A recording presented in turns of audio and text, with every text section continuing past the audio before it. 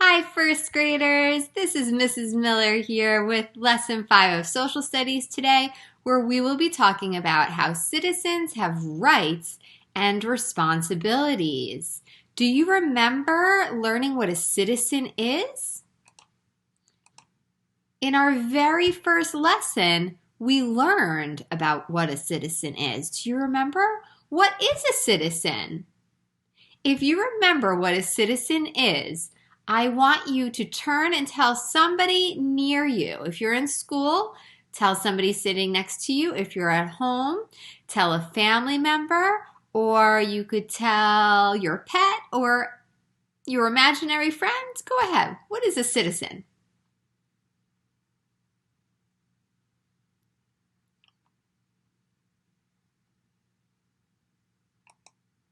Okay, I'm going to remind you. We've learned that a citizen is a member of a community or group. And let me just add on a little bit to that definition. You could be a citizen of your class, your school, your village or town, your state, or your country. For us, we live in New York State, and we live in the United States of America. All citizens have rights and responsibilities. But what does that mean exactly? Well, you've probably heard both of these words used before. First, let's think about what responsibilities might mean. What does it mean to be responsible? Just have an idea in your head about what that means. We're going to read this book, Jason Takes Responsibility, to talk more about that word, responsibility, that I bet you're already somewhat familiar with. Jason Takes Responsibility by Virginia Kroll, illustrated by Nancy Coate. Mama said, "Who's responsible enough to do an important job for me?" "Me," said Jason before Sam or Tyler could answer. "Take these invitations to the mailbox right away," said Mama. "They're for Grandma's birthday party, and they have to be picked up today." Oh, so it sounds like Jason is being given the responsibility of delivering some mail to the mailbox. Do you think that he'll be responsible and do that job? Make a prediction.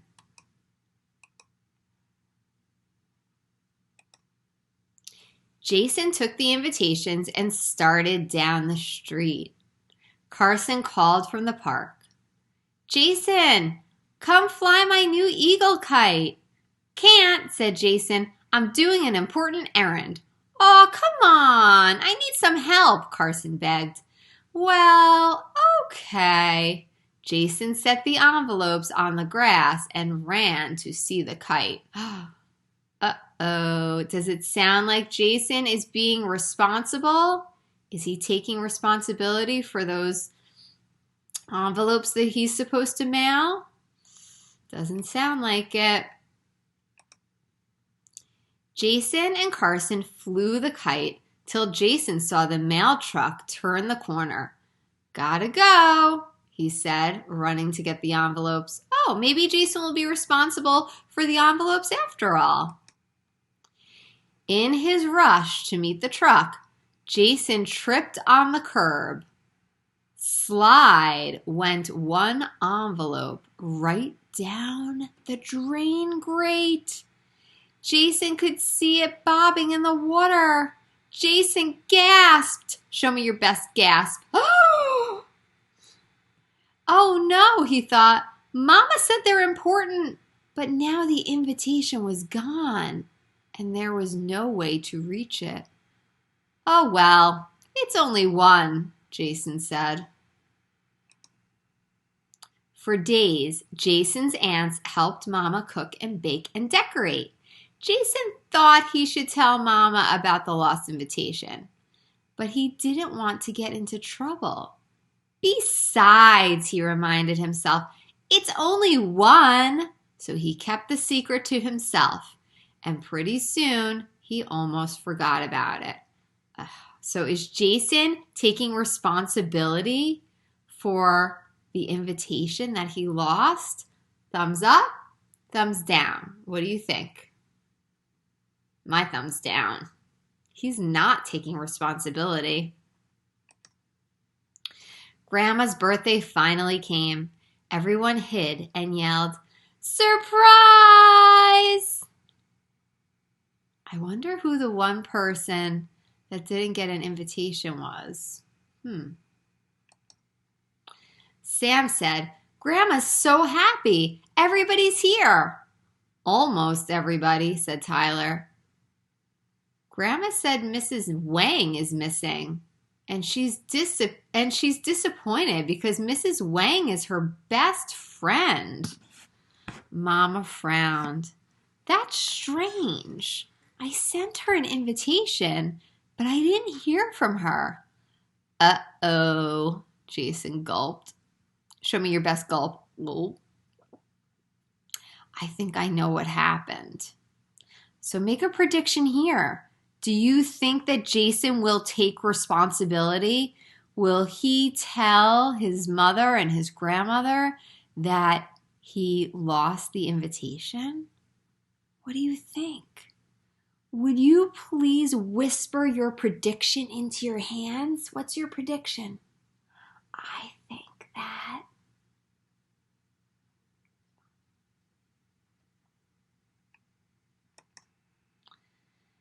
before Mama, Sam, or Tyler could even say, "What?" Jason was dashing down the sidewalk. He found Mrs. Wang weeding her garden. He told her what happened. "I'm really sorry," he added when he finished. Mrs. Wang said, "I was feeling hurt I wasn't invited.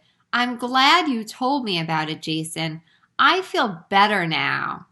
Wow, so it sounds like Jason really did take responsibility. But not in the way that I thought. I thought that maybe he would tell his mom and his grandmother that he had lost the invitation, but he even went a step further. Instead, he found Mrs. Wang and he told her about the party and what had happened to her invitation, and he even apologized to her. That really is taking responsibility. Jason finished weeding while Mrs. Wang went in to change her clothes. They came into the house just as Mama was lighting the candles on the cake. When Grandma saw Mrs. Wang, her smile was as bright as the flames. Look at how happy Grandma looks. Jason told Mama about the lost letter. At first, she was very upset. Then she said, "Jason, we all make mistakes. Next time, ... Jason didn't let her finish. "Next time, I'll do the right thing immediately, Mama," he promised. Mama smiled and said, "Well, I'm glad you decided to make things right this time."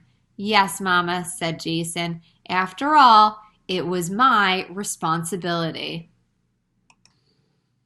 And here's Jason with his grandmother and her birthday cake.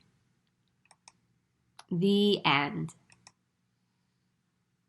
Okay, I want you to turn and tell somebody next to you, what responsibility did Jason have? Ready? I want you to share in 3, 2, 1.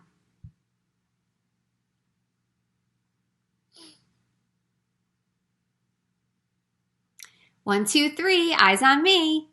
So yeah, you're right. Jason's responsibility was to deliver the invitations. Did Jason fulfill his responsibility? Did he do what he was supposed to do? Thumbs up, thumbs down. Maybe some thumbs are sideways. So Jason sort of fulfilled his responsibility, right? We know that he accidentally lost one of the invitations, and he didn't tell his mother right away. And because of that, there was a consequence. Mrs. Wang did not get her invitation, and she didn't know that she was invited to the party. And so Mrs. Wang felt left out. She was really upset. And Jason's grandmother felt very upset too because she didn't understand why Mrs. Wang didn't come. But then at the end, Jason did in fact take responsibility, right? And he went and he got Mrs. Wang. So we could say that he didn't fulfill his responsibility throughout the whole story, but by the end of the story, he took full responsibility. Can you think of a time when you acted responsibly? Think for a minute. When you have an idea in your head, I want you to touch your head.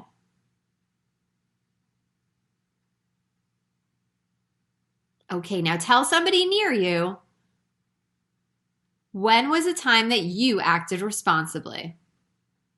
I'll give you 10 seconds to share.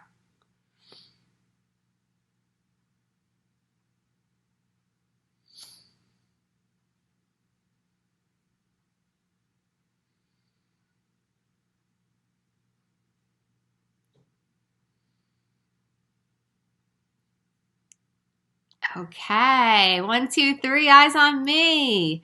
So I'm wondering if you shared something like this. Maybe you talked about helping to fold laundry. Maybe you talked about cleaning up a spill. That's acting responsibly, right? Maybe you talked about doing classroom jobs or cleaning up in your classroom. Maybe you talked about doing your homework without being told. Those are all examples of ways that kids can act responsibly. Now, let's learn more about rights and responsibilities. To learn more, we're going to watch this video. Before we watch it, though, let's do just a quick little movement. So, would you please stand up, push in your chair, and I want you to reach your arms way up to the sky. Just stay right behind your chair. And I want you to reach down and I want you to touch your toes. Or go as far as you can. If you can't touch your toes, you can touch your ankles. Let's get a little stretch in. Okay, put your hand on one hip, other hand up. Stretch to your, let's see, what side is this for you? I think it's your right. It's my right. And stretch to the other side, to your left.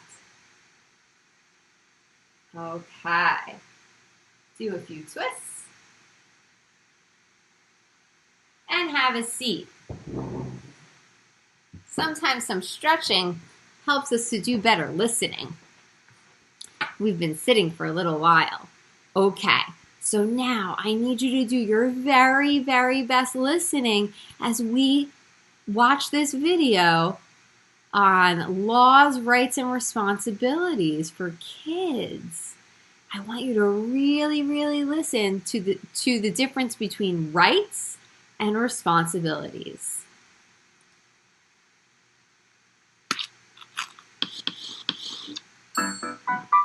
Welcome to Kids Academy. Hello, boys and girls. Today, we are going to talk about laws, rights, and responsibilities. Citizens have rights, or special things that people are allowed to do. But rights do not allow people to do whatever they want. Government leaders create laws to make sure this doesn't happen. Laws are a set of rules that protect people and the things they own. In the United States of America, citizens have freedom of speech. People have the right to talk about important things and share their opinions. Okay, so we've already learned about one right that citizens have. That's freedom of speech. Citizens have the right to share their thoughts and their ideas with others. Let's keep listening to learn more about what other rights we have and what responsibilities we have as citizens. Share their opinions. But they still have to obey the laws. It is part of a citizen's responsibility to follow the law. Oh, so here's an example of a responsibility. What is a citizen's responsibility? To follow the law. That's right. That's a responsibility. That's something that we must do as citizens. A responsibility is a duty, or something that people must do. Citizens also have the right to buy the things that they need or want.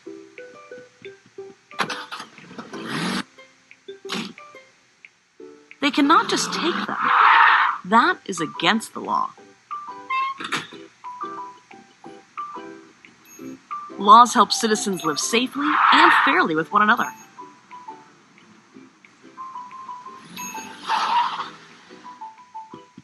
Let's review.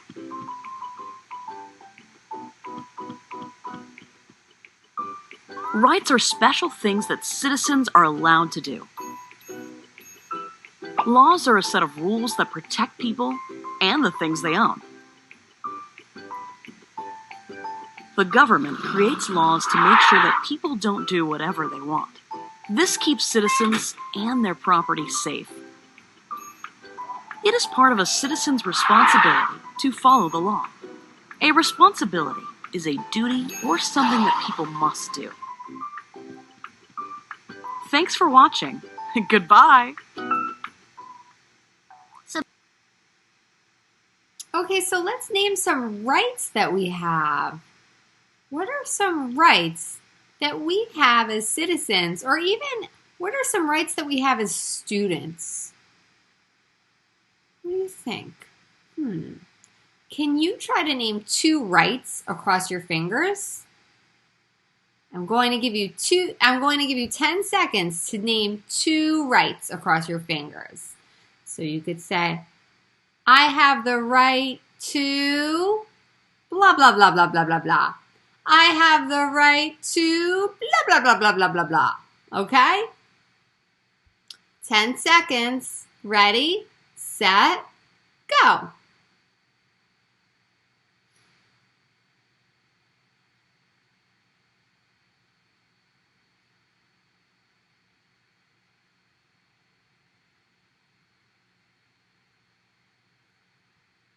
Time's up. Stop, look, and listen. Okay, let's see if you guessed any of the rights that I came up with. So, let's see. Every human has rights, and as students, you have the right to learn, to be treated fairly, right? So, to learn. So you have the right to receive an education and to go to school, whether you're going to school right now at home or you're going to school in the school building. You have the right to receive an education and to be taught. You also have the right to be treated fairly. So, in being treated fairly, that means that everybody has to follow the same rules, right? And to be treated fairly also means that everybody gets what they need to do their best learning. You have the right to be safe. So what does that mean? What does it mean to be safe? Turn and tell the person next to you, what does it mean to be safe? Go ahead. Ready, set, turn and talk.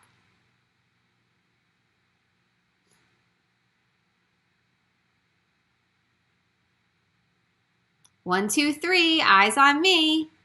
So yeah, to be safe means that you have the right to not get hurt by anything or anyone else.